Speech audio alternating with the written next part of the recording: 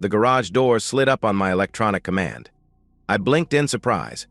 I had nowhere to park in my own garage. My wife's silver BMW was in her spot on the left, but a shiny, red F-150 pickup truck was parked in my spot on the right. Well, I had wondered before if my wife Bev was faithful. Guess I have my answer now. I recognized the truck as belonging to Ted. He and his wife Charlie moved into a new house about a mile away a year and a half or so ago. Ted is a junior partner at Bev's parents' law firm and has been with them for about 8 years. Last week he was showing off his new truck to several of us at a party at Bev's parents' house. It is deer season, and almost every male in town packs up and goes off to deer camp for the whole 2-week season. It's been a tradition in this part of the South for as long as anybody can remember. Some wives and daughters go too, but it is mostly a guy event, a buddy's father's son's sort of thing. My wife is a girly girl and has not the slightest interest in roughing it in the woods overnight, much less for 2 weeks. I belong to a hunting club east of town with buddies from work, and Ted belongs to a club west of town with a pack of lawyers, a conniving, blood-sucking crowd I am happy to avoid. The season starts tomorrow morning, and I left for hunting camp at noon today to get ready. Bev expects me to be gone for the whole 2 weeks like every other male in town. Charlie, no doubt, expects Ted to be at his camp for 2 weeks too. So Bev just opens the garage door. Ted drives in before dawn or after sunset. Bev closes the door, and voila, one has a perfect setting for an extended clandestine tryst. The wronged spouses have no clue of the torrid affair going on behind closed doors. The fly in the adulterer's ointment is that I got to feeling poorly about 6 o'clock today. I decided to make the 2-hour drive back home in case I was coming down with something. I'd much rather recover from the flu or such in the comfort of home under the ministrations of my devoted wife rather than tough it out in the woods alone.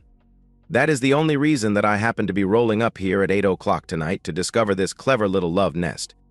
I grabbed some medicine at the drugstore when I got back to civilization and was actually feeling quite a bit better now, or at least I was until my discovery. I guess I am not surprised by Bev's unfaithfulness. She is self-absorbed, almost narcissistic, just like her mother. She is gorgeous and flirtatious, men desire her, and she has the opportunity to stray given my frequent travel. It is enough to give a husband pause. No sense in getting outraged or excited. Cheating spouses is an age-old story. They didn't put the warning against adultery in the 10 Commandments 2,500 years ago because it was a new concept. Nor is adultery exclusive to either intimacy. After all, it takes one of each to make the affair work properly.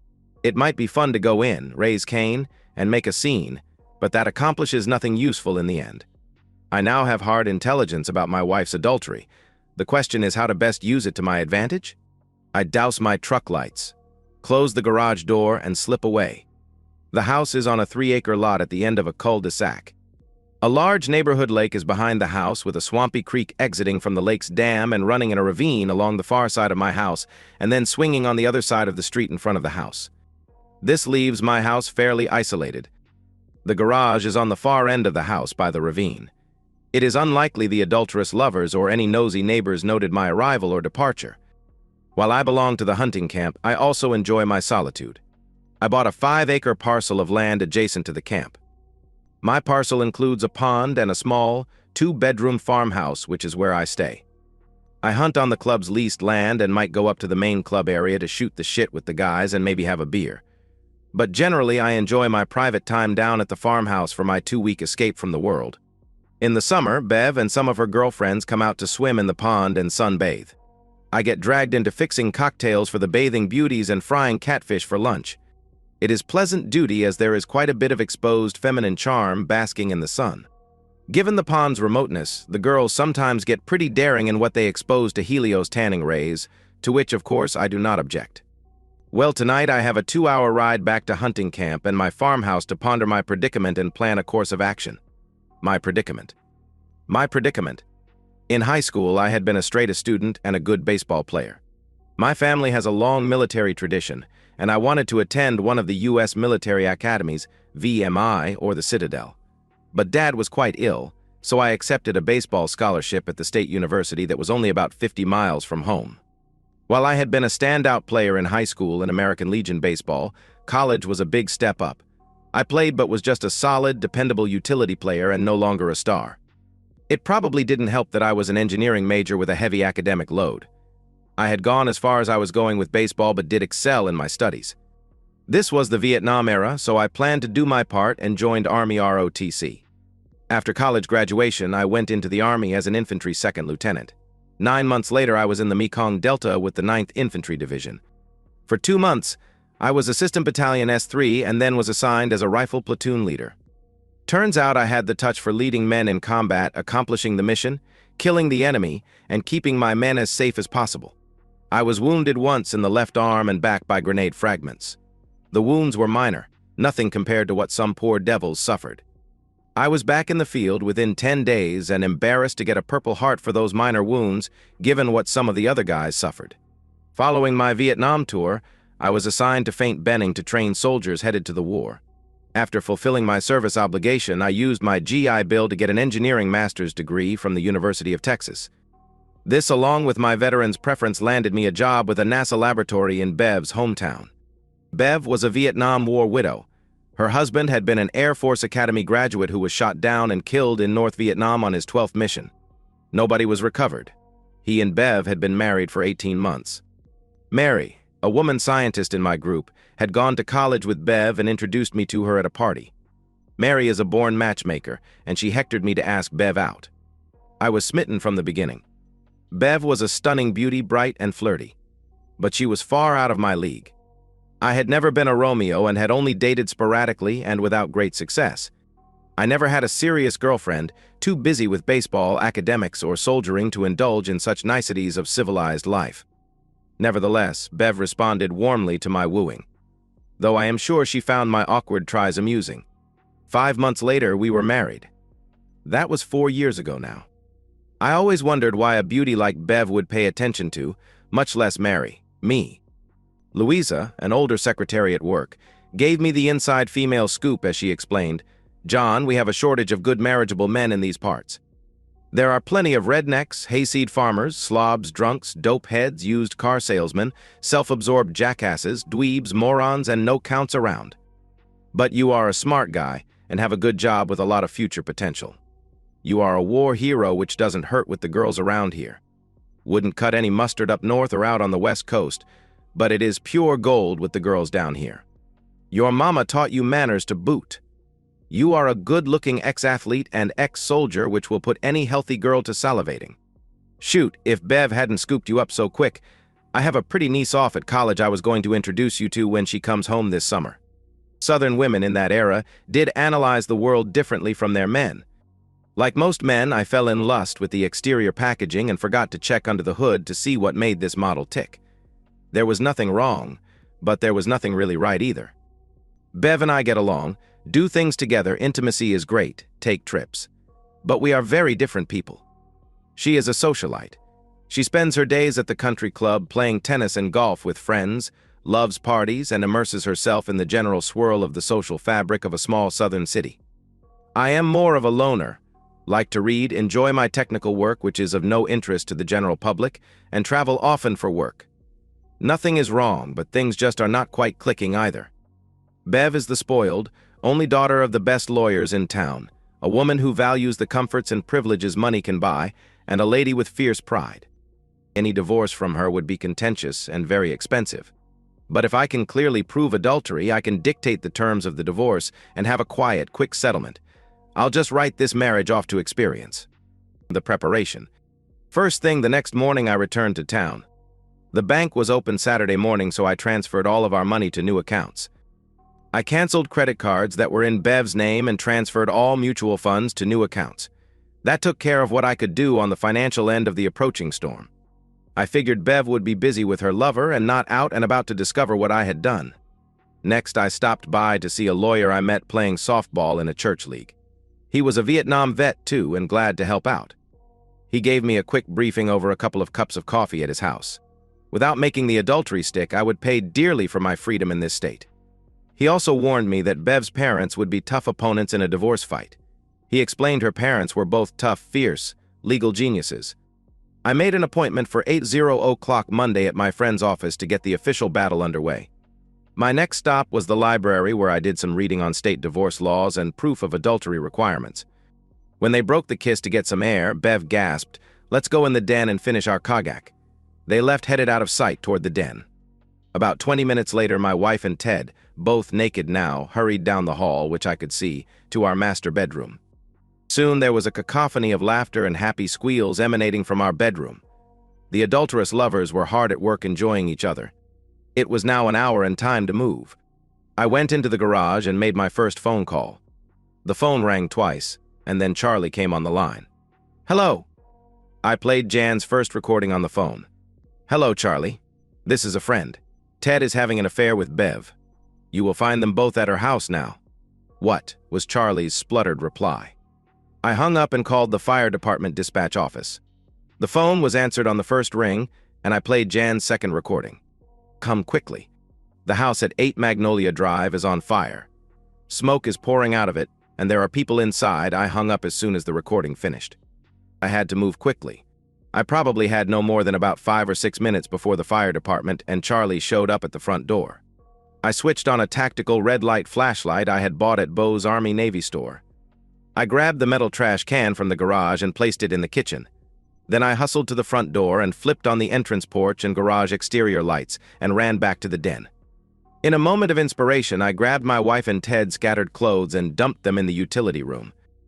I pulled a gas mask, also from Bo's, out of my knapsack and donned it. Damn, that military training doesn't leave you. The mask went on and was cleared well within the military standard of 9 seconds. Next, I popped 2 smoke grenades and a canister of CS tear gas and dropped them in the metal trash can. The tear gas was from Bo's unofficial and illegal stash of military toys. With my tasks done, I retreated to the utility room to wait. Out of petty spite, I pulled Ted's driver's license and credit cards from his wallet and pocketed them. I would destroy them later just to cause Ted the pain of being without and having to replace them. He was screwing my wife right down the hall there, so a little pettiness on my part seemed justified. The smoke grenades and tear gas canister hissed and billowed out a dense cloud of smoke and tear gas, quickly filling the kitchen, and then the cloud poured over into the adjacent dining room and den. Military tear gas is actually an aerosol dispersion of fine powder and not a true gas. Regardless of that fine distinction, the smoke alarm in the kitchen began blaring, and the one at the hall entrance going to the bedrooms followed suit rapidly. The screeching alarms elicited surprised cries from my wife and Ted. I heard them rushing down the hall from the bedroom. My wife cried out, "Something is on fire in the kitchen." They made it as far as the kitchen door before the tear gas hit them. One moment they were fine and rushing forward to put out a fire. The next moment they were doubled over, gasping and coughing and screaming in pain as they rubbed their eyes, worsening the burning. Snot ran freely. Tear gas is a mean and merciless foe. Ted cried out, "The smoke is poisonous, get out, get out." He gallantly pushed my wife towards the front door. "I'll grab our clothes." During the Vietnam-era draft, Ted had some bogus exemptions, so he had never been in the military. Consequently, he did not recognize the tear gas effects, as would any military veteran. I heard Ted struggling around in the smoke-filled den, futilely trying to find their clothes that were now piled up in the utility room next to me. Within a few seconds, the tear gas proved too much, and he followed my wife in the dash out the front door. I heard the fire department sirens in the distance and hurried to the den. I quickly scattered my wife and Ted's clothes about the den again. I tossed my wife's panties to hang from the top of the ceiling chandelier for good measure. It would take a ladder to get Bev's panties down. The first fire truck lights were strobing through the front window, so it was time for me to be gone. I ran back to the kitchen, putting on insulated gloves, and grabbed the metal trash can with the smoke and tear gas canisters. I went out of the utility room's rear door, locked it behind me, and ran into the woods. As I passed the lake, I paused to throw the still smoking smoke grenades and tear gas canister as far out into the lake as I could, and then ran back to my truck. It was only 8 o'clock now. I then drove back to the hunting camp, throwing the metal trash can in a dumpster on the way out of town. Unfortunately, I could not be out front of my house to watch the results of my Machiavellian machinations, so the following was relayed to me later by others who were present. I could only enjoy the events vicariously. The fire department and Ted's Charlie arrived simultaneously, followed by a growing throng of curious neighbors attracted by the sirens and lights. The tear gas-tinged smoke was pouring out of the open front door. The exterior lights that I had turned on illuminated the freakish scene. My wife was on her hands and knees gagging. Ted was bent over next to her with his hands on his knees taking deep breaths. Both were naked as newborns. Charlie strode over to Ted, who straightened up as she approached. Without saying a word, she kicked him in the balls. This elicited a scream of pain from him and a collective gasp from the watching crowd of neighbors. Ted collapsed, groaning on the ground next to Bev. Charlie stood over him and let loose a stream of invective that one would never expect a poised Southern lady like her to know. A fireman grabbed Charlie and moved her away from Bev and Ted, who were both still gasping and coughing and crying. Charlie continued to flay Ted verbally from a distance. A deputy sheriff arrived to take charge of keeping Charlie and Ted apart. One group of firemen worked their way in the front door, looking for the source of the smoke. Another team went around back and broke into the utility room's rear door to approach the fire from another direction. Because of the dense smoke, the firefighters were wearing breathing apparatuses, so they were unaware the smoke cloud contained tear gas. A second fire truck arrived along with 2 more sheriff's department cars. My neighbors were getting an eyeful. Somewhere along the way, some kind of Samaritan brought Bev and Ted blankets to cover their public nakedness.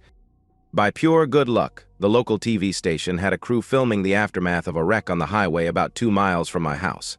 They were wrapping up when they heard the fire department and police call on the scanner about my house fire. They shot right over to join the party in my front yard. There were probably 50 or so neighbors all standing around gawking. The TV morning news the next day had a great sequence showing the crowd watching the smoke billowing out of the house as firemen came and went. Best of all, they showed a shot of my wife and Ted wrapped up in blankets, staring blankly at the smoking house. Finally, one of the firemen came out and said to the scene commander, "There is no fire. There is a lot of very acrid smoke, but we cannot find any fire. Jim Bob is checking the attic now, but nothing is scorched or burnt that we can see." The scene commander suggested Ted and Bev not stay in the house until it was thoroughly checked out for electrical or gas problems. Bev said, "I will go to my parents." Ignoring our neighbors and their offers to help, Bev went inside, quickly dressed in the bedroom, and left in her BMW. Ted nodded and said, "Think I will go to the Holiday Inn." The scene commander added dryly, "That is probably wise." Ted was slower than Bev as he had to recover his scattered clothes. As he tried to back his truck out of the garage, he found out about the 2 flat tires. His truck was stranded half in and half out of the garage. One of the neighbors finally took pity on him and dropped him at the Holiday Inn. There he discovered he had no credit cards and only $25 in cash. He called Bev, who gave the Holiday Inn clerk her credit card over the phone only to discover her credit card was canceled. Bev's dad finally had to step in and give his personal card over the phone before Ted could get a room for the night. My wife and her lover were very unhappy people. I returned straight to the hunting camp and went to bed. The next morning I was up before dawn and out on a remote deer stand. I took time to bury the gas mask, flashlight, and gloves deep in the woods. After that, I dawdled and did not return to the farmhouse until almost 1 o'clock. Sure enough, there was a stranger sitting on my front porch. He was a lean, older man with grizzled gray hair. As I walked up, the stranger said, "Hi, you must be John." "I am," I replied. "John, my name is Jimmy. I am an arson investigator for the fire department." I looked at him quizzically. He continued, "Strange thing happened last night at your house. There was a fire." I interrupted, feigning concern. "Was Bev hurt? How bad is the damage?" No, everybody is fine. Funny thing about this fire, though. There was a heap of smoke, but even looking this morning in the daylight, we can find no evidence of a fire." "Smoke, but no fire?" "I am not sure I understand," I answered, trying to seem confused. Jimmy sighed. "Me neither. Been doing this 20 years and never seen anything quite like it." I just stood there looking suitably perplexed. "Did I mention your wife and neighbor, Ted, were flushed out in there altogether by the smoke? Flushed right out in front of the whole neighborhood, fire crews, sheriff's department, and TV reporters, not to mention Ted's wife." I shook my head. "No, you failed to mention that," I said, suppressing a grin. "You don't seem to be surprised by your wife's hanky-panky with your neighbor." It was my turn to sigh. "Well, if you saw my wife in the buff, you know she is a beautiful creature. Any husband with such a wife knows there is always a chance she will have a dalliance when his back is turned. Sad, but a fact of life." Jimmy nodded. "Yeah, ain't that the truth? What's that old song say? Something like, if you want to be happy for the rest of your life, never make a pretty woman your wife. Reckon there is something to that." "Seems to be some wisdom in it," I agreed. "Funny thing about your wife and Ted's symptoms. Sure seems like they got into some tear gas. The fire crew said the smoke was pretty tough. Tear gas, huh? Doesn't seem very likely. Yeah, it is illegal to have in this state unless you are police or military. I did not make any reply. You know, only you and Ted's wife, Charlie, have any incentive to do something like smoke two naked adulterous spouses out into public view with tear gas. Pretty interesting plan. I replied slowly, well, I have been here at hunting camp since Friday afternoon. Jimmy ignored my proffered alibi and continued, talked with Charlie this morning before I came out here. Shoo, that gal is a firecracker, ain't she? Yes, she certainly is, I agreed. Charlie says she had doubts about her husband's fidelity but knew nothing definite. Says she got a call from a woman saying her husband was at your house with your wife. Youngish-sounding woman, maybe in her 20s or so, southern accent, and good diction, so probably well-educated. But Charlie did not recognize the voice. This call was just before the so-called fire. It allowed Charlie and the rest of your neighborhood to arrive just as your naked wife ran out of the house. Jimmy waited to see if I had a comment. I did not, so he continued. Now, if Ted, or your wife for that matter, had been shot, stabbed, or poisoned, Charlie would be high on everyone's list of suspects as the perpetrator. Jimmy pursed his lips thoughtfully, but this operation, it was smooth, carefully planned to each tiny detail, and executed precisely. Charlie ain't that kind of woman. Shoot, she'd just haul off and stab you in the front, eyeball to eyeball, and then she'd twist the knife. She's not the type of gal to waste time maneuvering to stab you in the back. Yeah, I can see that. I concurred. But you. Smart, military background, effective combat leader, engineer. You, on the other hand, are exactly the kind of person who would know how to do this, how to plan it, and then really pull it off. I shrugged my shoulders. What can I say? I was up here at the camp hunting. Jimmy smiled tiredly. Oh yeah, your alibi. I stopped by the main camp before coming to see you. The gossip line in this county is unbelievable. They all knew everything about this whole affair. They all swear they have seen you around camp off and on all weekend. In fact, Henry swears it was about 8 o'clock last night when he was sure you two were drinking a beer together. 8 o'clock just happens to be about when the so-called fire started. Jimmy gave a big sigh. John, you got some good friends, and they really like you. But please tell them for me they don't lie worth a damn. He went on. Interestingly, the fire department dispatch that got the call about your house fire said it was a woman that called them too. Their description of the woman sounded just like Charlie's caller. In both cases, the woman said her piece, didn't answer questions, and hung up. Could almost make one think they were recordings. Jimmy watched me for a minute, then continued his monologue. You know I can do some tests, and I am sure I will find tear gas residue in your house. I can fill out a bunch of paperwork and get what number called Charlie and the fire department last night. That might be interesting. This morning I found a man's footprints down by the lake back of your house, about your size, I'd say. Suspect if I drugged the lake I would find some tear gas canisters. Bet if I make the rounds of Army-Navy surplus stores I might find a record of interesting recent purchases. Not tear gas, of course, as that is illegal. But maybe things like a gas mask that would be useful for this. Man, this Jimmy is nobody's fool, I thought to myself. I'm an amateur dealing with a grandmaster. Jimmy stood up and stretched. But money is tight these days. I have a whole shitload of cases to investigate. There was no property damage, nobody was injured. It's your property, anyway. It'd take a passel of government lawyers a month of Sundays to just figure out what crime, if any, was committed. Reckon there is not much sense in wasting money and time on this. Jimmy sighed deeply, but I would just hate for someone to think they got away with something when they didn't. Well, I got a long drive back to town. Better get started. I called out as Jimmy headed to his car. Thanks, Jimmy. Message received 5 out of 5.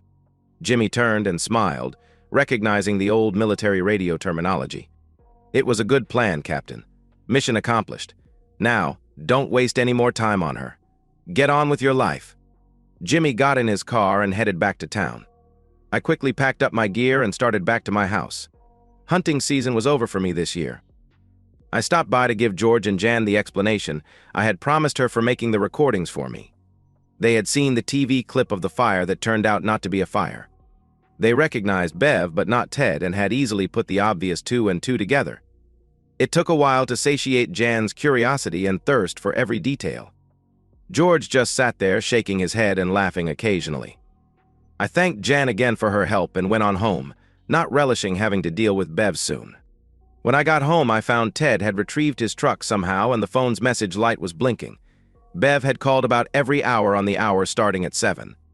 The messages were essentially, "John, I am at my parents' house. Call me as soon as you get this." As the day wore on, she was more irritated, and expressions like, "Damn it, John, where are you? We need to talk," and "Please, talk to me before you do anything," started being added to the recorded messages. I really didn't feel like dealing with Bev right now, so I ignored the messages. I had missed lunch again and was looking in the refrigerator contemplating possibilities for a sandwich when the doorbell rang. I opened the door and found Charlie standing there with a wry smile. Charlie is usually a very put-together and chipper lady. Today, she just looked tired and worn out. She said, "Hi, John. By now, I suppose you know everything about last night." "I do," I replied. "Good, then I don't have to explain it again." She smiled, which made her look more like her normal self. "We are in the same boat, you and I. Invite me in and offer me a drink. We have a lot to talk about." "Come on in, Charlie. What would you like to drink?" Somehow Charlie's brash self-invitation was a lift to my doldrums. "How about a glass of wine?" she replied. "White or red?" "I have an Italian Pinot Grigio or an Oregon Pinot Noir." "How about the Pinot Grigio? Grab a seat in the den, I'll bring you your wine." I heard giggling from the den. When I joined her with the wine, I found Charlie smiling as she stared at Bev's panties still hanging on the chandelier. Bev's other clothes from last night were still scattered on the floor. "Are those Bev's?" she chortled, pointing at the panties. I nodded. Charlie laughed, took her wine, and sat down. "Are you going to leave them there? Sort of a permanent decoration or trophy or something?" Then she added more sadly, "Maybe at this point, it is more like a monk wearing a hair shirt for self-flagellation." Charlie sighed, and her temporary good mood was gone. "How long have you known about them?" "Since Friday night when I came back from hunting camp early and found Ted's pickup in the garage. Did you know or suspect anything?" Charlie shook her head sadly. "Well, at least you are only 24 hours ahead of me in the learning process. I suspected Ted of cheating starting about a year after we were married, but I never had any real proof, or even enough to do much more than make me wonder if I was paranoid. Obviously, my instincts were correct." "I am afraid so," I added. "You know Bev and I have been close friends since high school. I just can't believe she, of all people, would screw my husband." Charlie paused for a minute and then continued with a cynical laugh. "Actually, I guess I should not be surprised. How much do you know about your wife and her cheating?" "Since Friday, I have learned some, but probably only know the tip of the iceberg." Charlie smiled sadly. "Well, Bev has always been a cheat, even in high school and college. She cheated on her pilot husband, even while he was flying combat in Vietnam. And she cheated on you, probably every time you went out of town.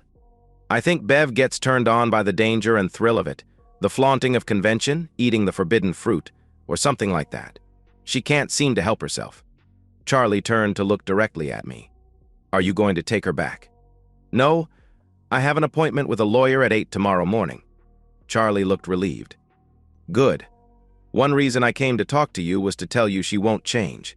You deserve better from a wife. You have her nailed for adultery? Don't waver. She is a gorgeous woman and can twist men around her little finger." Charlie shook her finger at me for emphasis, "But don't you dare take her back." I smiled at my lecturing neighbor. "I won't." "Believe me." "How about you, Charlie? Are you taking Ted back?" "No way, I would castrate him if I could get away with it." I smiled, thinking back to what Jimmy had said earlier at the camp about Charlie's fierceness. "Would you like to go with me tomorrow morning and see my lawyer? We have essentially the same case. Probably makes sense to use the same lawyer." Charlie smiled. "You are running faster than I am." "Yes, I would love to go with you. Let's get this thing rolling." "I'll pick you up tomorrow morning at 7:30, I offered. "The appointment is at 8. "Deal?" There was a pause and Charlie switched topics. "John, this whole affair Saturday night was bizarre. The arson investigator talked with me. I think his name was Jimmy or something like that. Saturday night was no accident, was it? Were you behind it all?" I thought for a minute. There was no longer any legal threat from Jimmy. Charlie was now an ally in the pending divorce wars. Why not? So I laid out the events in detail, which elicited hoots of laughter in places. It felt good to share the tale with someone. There is no fun in pulling off a tough operation and not being able to brag about it afterward. To brag to an admiring, pretty woman just makes it that much better. When I got to the parts about Bev and Ted's histories of infidelity, Charlie was incredulous. He was screwing Bev's mom to get promotions. Amazing, but typical, I guess. Bev's mom and grandmother were screwing around too. I know both of them. Well, at least I thought I did. Bev's mom gave Bev advice on how to commit adultery. I just can't believe it. When I told Charlie about Ted screwing Bev on their wedding day, Charlie erupted. The part you didn't know was Bev was my maid of honor. Damn her soul to hell. Our therapeutic bitch session had done us both good and buoyed our spirits. It was a cathartic experience, and we forged a new friendship as we shared our woes. We also had consumed the whole bottle of wine, which probably didn't hurt either. The phone rang. "Bev?" "No doubt," I said with a grimace. Charlie replied, "She won't stop. Might as well deal with her now as later." I picked up the phone and put it on speaker so my new divorce ally could hear. I said neutrally, "Hello. John, I have been desperate to find you. I will be right over." "We need to talk, sweetie." "Bev, there is nothing to talk about." "Don't come over." "Look, John, I can explain. I have a lot to answer for, honey." "Bev, you are a cheat. Why continue the farce? We are done." Charlie gave me a thumbs up. "Look, John. Please, I know you are mad." Bev cooed in a placating voice, "And you have every right to be mad. I will make it up to you. Let me come over and explain. We'll go to counseling. We can make this work." "No, I am seeing a lawyer tomorrow. We are finished. You go your way and I'll go mine. No recriminations." Since wheedling and pleading hadn't worked, Bev switched gears as smoothly as a Porsche pulling into the passing lane. She went on the offensive. "All right, you pathetic excuse for a man, Daddy will represent me. He's the best lawyer in the state, and he'll completely destroy your lawyer." I calmly replied, "Your father is a very good lawyer. However, does he know about your mom's long history of adultery? Your mom and Ted, for instance." There was dead silence on the phone for maybe 30 seconds. "You bugged our home," she screeched. "No, I did not bug the house. There is no other way, you—" It dawned on her now. "You sneaky eavesdropper, you were in the house listening to us. You set this whole thing up. You pathetic man. How dare you?" She gasped with realization. "You threw my panties on the chandelier. I know I left them on the end table. I had to walk naked wrapped in a blanket in front of those snickering firemen with my panties dangling over their heads. Damn your sorry soul. You humiliated me in front of the whole town." I replied calmly, "No, Bev, you humiliated yourself in front of the whole town. You and Ted even made the morning TV news, I hear." The fight went out of her. I held the winning hand and was not blinking. She said, "Have your lawyer contact Daddy. At least we can be civilized about this." Then she hung up. Then Charlie said wistfully, "Wow, I hope Ted is as reasonable. I am sure he won't be. Of course, I will be taking him to the cleaners. Well, I need to get home.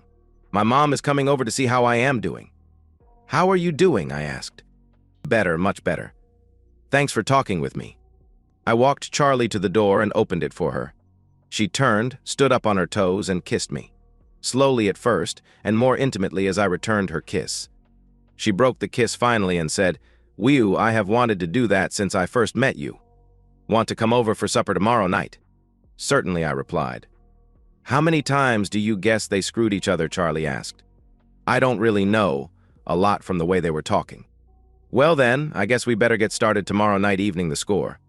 Come prepared to work for your supper." With that, Charlie walked to her car with that sassy sachet that only women can do. And that's the end of today's story.